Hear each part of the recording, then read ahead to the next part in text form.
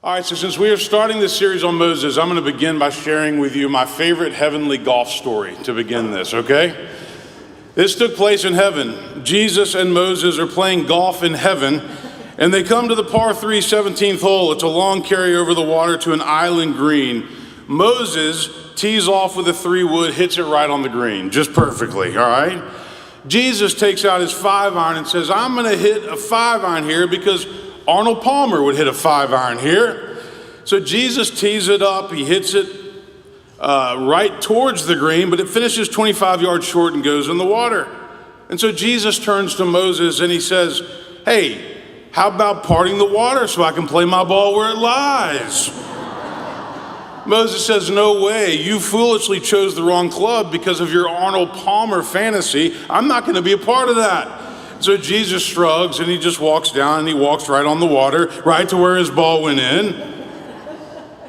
Well, about that time, a foursome approached him from behind and they look down and they see Jesus walking on the water. And one of them asked Moses, hey, who does that guy think he is, Jesus Christ? And Moses turns and says, no, he thinks he's Arnold Palmer. Now that I got your attention, I'm going to get going, okay? I don't know why I love that. We're starting a series on the life of Moses. Let me refresh you just a little bit on the story. Moses was born in Egypt during a time when the Israelites were enslaved. Because Pharaoh was killing all the Hebrew boys at the time, his mother first hid him for about 3 months, and then he was placed in a basket and with some tar put on it and floated down the Nile River in an attempt to save his life. Miraculously, he was discovered by Pharaoh's daughter, who had pity on him. She brought him into the household, and then, unknowingly, she hired Moses' mother to be his nurse. Moses grew up in Pharaoh's household, lived a life of luxury. One day after he had grown up, he witnessed an Egyptian beating a Hebrew slave, and he was overcome with anger and rage, and he killed the Egyptian, and he buried him in the sand. He later fled from Pharaoh because of what he had done. He was afraid that Pharaoh would find out. And so he settled in the land of Midian. He married a woman named Zipporah. They had one son. Years later, when Moses was tending his flock, God appeared to him at the burning bush and said, Moses, Moses, come no closer. Remove the sandals from your feet, for you are standing on holy ground. And God said to Moses, I've seen the misery and heard the cry of the Israelite people. I want to deliver them from their oppression. I will send you to Pharaoh to bring my people out of Egypt and to bring them to the promised land. Well, after bargaining with God, trying to get out of the task, Moses said, what if they don't believe that you have sent me? God gives him some miraculous signs to prove that he's been sent by God. Threw his staff down, became a snake, put his hand in his pocket, pulled it out, had leprosy, put his hand back in, says, I'll give you some signs. So Moses finally consents. He goes back to his father-in-law Jethro, he receives the blessing to go, he loads up his family, and he moves to Egypt for the task that is at hand. Now we all know that getting Pharaoh to let the Israelites go was a very difficult task. It did not happen quickly. A series of plagues is put on the Egyptian leaders, all the way up into the 10th plague, which was the death of the firstborn, what would later become known as the Passover. And ultimately, that's what does it. Pharaoh finally relents, and he lets Moses take the Israelites out of Egypt. But later, he changes his mind, and he starts to chase him down. They come to the Red Sea, and Moses parts the waters so that the Israelites can cross, and then the waters come back together when the Egyptian army gets in there. And they begin their long journey into the wilderness in search of the promised land. Just a synopsis there for you. The book of Exodus, and ultimately goes into Deuteronomy, tells of this great journey and all the challenges that Moses and the Israelites faced. Like Farrell said, I would encourage you to read it on your own because there's a lot there, and we can only take chunks of it on Sundays, but it's a long story with many twists and turns, many different things that happen along the way. I'm also going to recommend 2 books if you want to study further. I didn't bring them. One is called Moses by Adam Hamilton. The other one is called Overcoming Life's Disappointments by Harold Kushner. They both are great books if you want to dive into Exodus a little bit more. But this is one of the things that Kushner says at the beginning of his book. He says, what if we could be like Moses in our ability to overcome disappointments and frustrations and the denial of our dreams? What if we could learn from Moses how to respond to disappointment when faith in ourselves and in our future, and to respond to the heartbreak with wisdom instead of bitterness and depression? Can Moses teach us how to be ourselves, our very best selves, even when life doesn't turn out as we hoped it would? And the answer, he says, is yes, absolutely. When we deal with things that we didn't see coming, we deal with things we didn't want to deal with, Moses can give us inspiration. So as we look at the life of Moses, we're going to seek to understand how his journey, how his character can inspire us as we live our lives today. And so what I'd like to do as we begin this series is I want to offer 5 basic life lessons from the life of Moses. And these are taken, just hear me out, from different parts of the scripture. But the first lesson is this: so many things in life are out of our control. Moses was born in Egypt when Pharaoh was killing the newborn Israelite boys. His mother put him in a basket, floated him down the Nile River. What happened? He was taken in. He was ultimately raised in Pharaoh's house. His own mother got to be his nurse. Moses didn't choose any of this, but these are the circumstances into which he was born. So many things in life are out of our control. The family we're born into, the economic status that we were born into, how we were raised, what our early years were like. We had no control over that.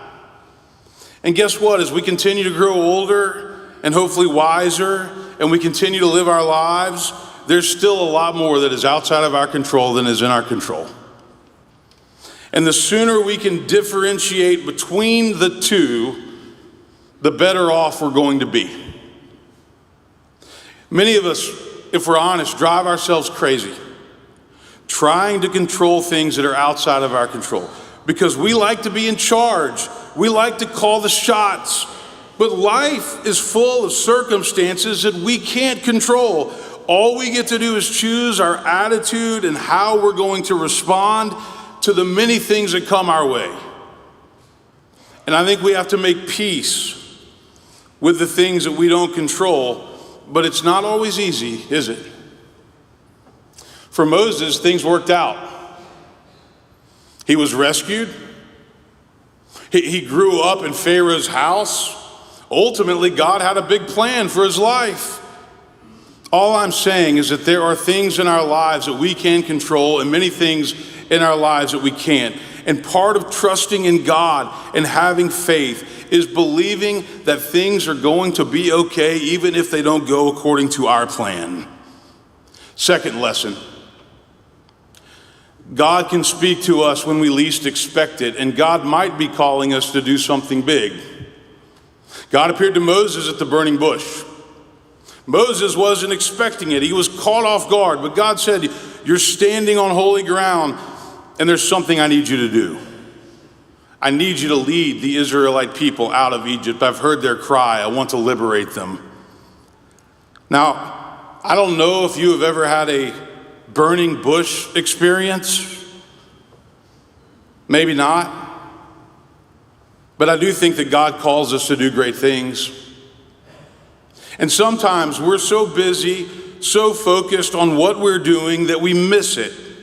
Sometimes we think our plans are the only plans, but God is saying, no, it's time for you to do something else, something bigger, something that you don't even have on your radar right now. I was 26 when I interviewed to become senior pastor of this church.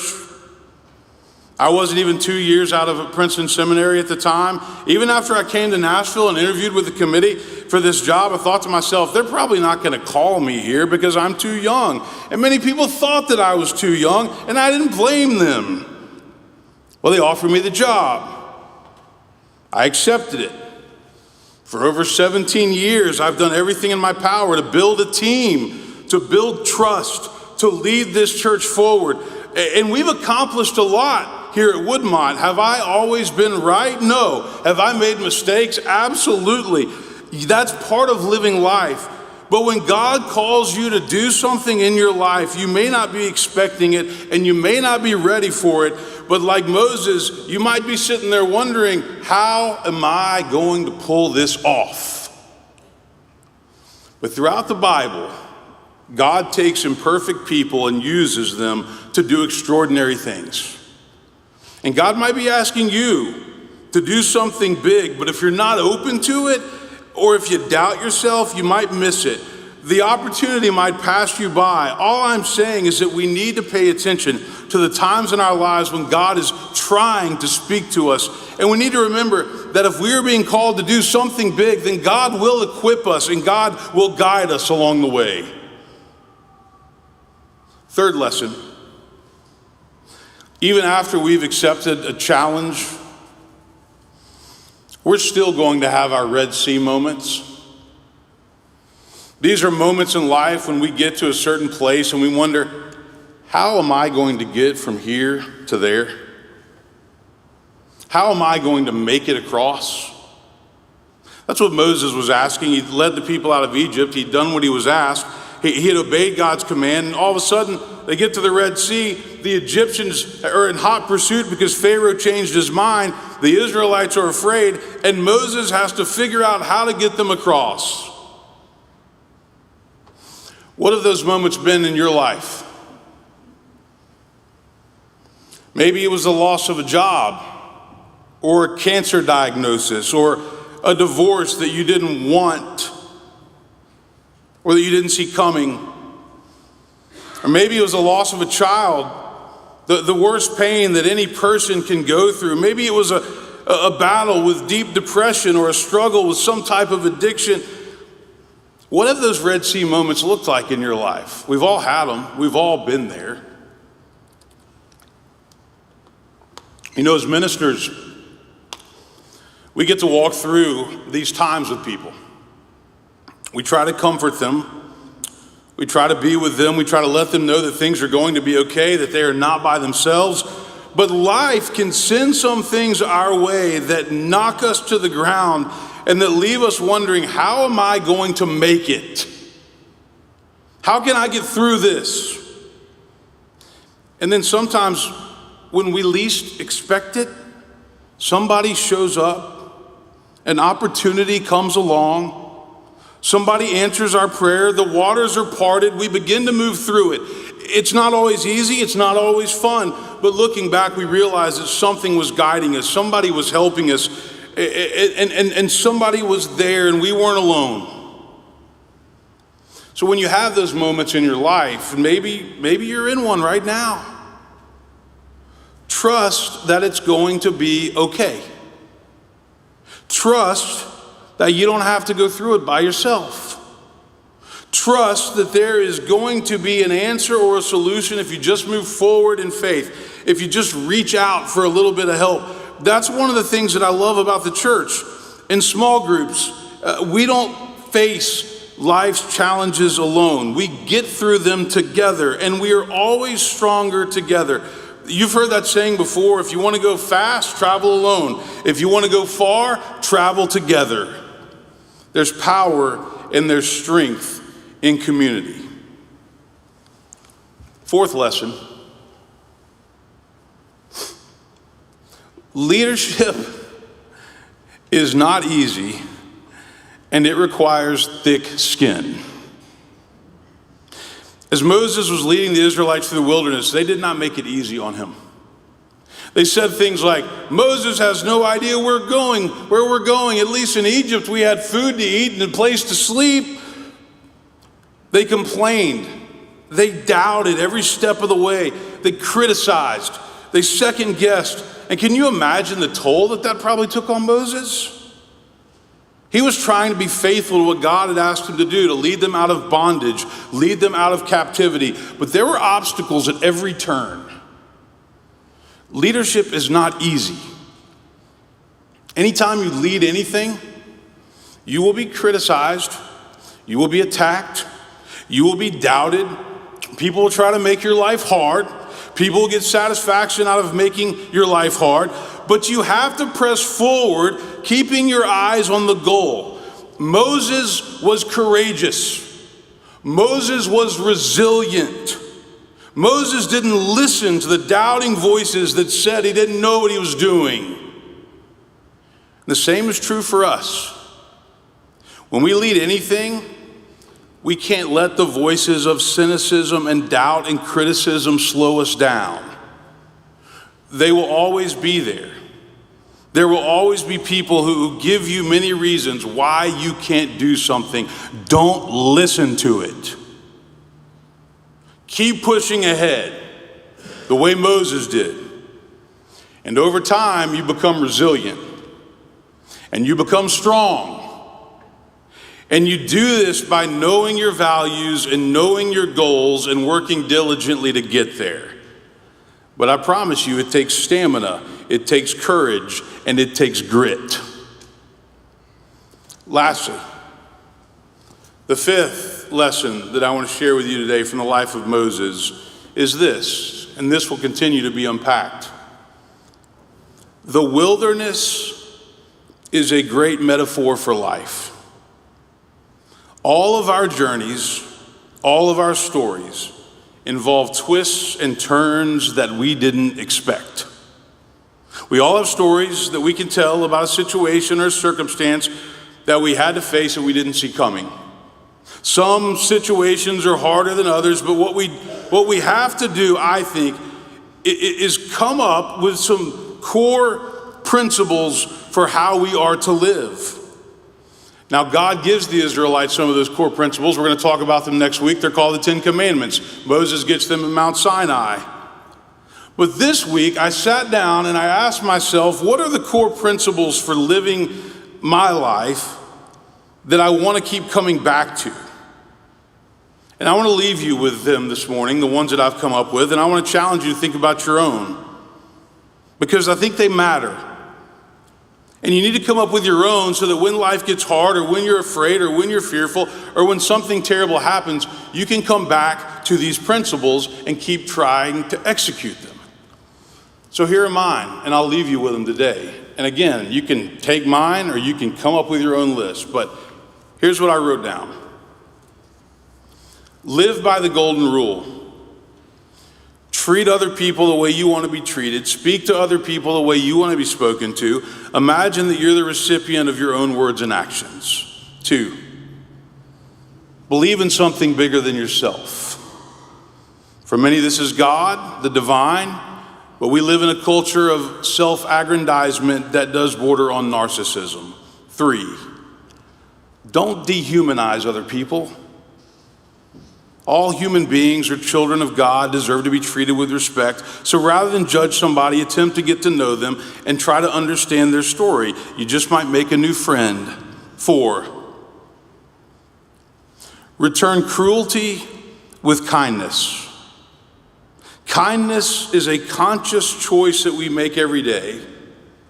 And usually we fail to be kind when we are stressed, tired, fearful, or in a hurry. 5, don't believe everything you hear or read. We are living in an age of misinformation, and it's only getting worse. So check the source closely, try to get to the truth, make your own judgment call on what is true and what is not. 6, cultivate your primary relationships. We find joy in life because we journey together. 7, know your priorities and your values.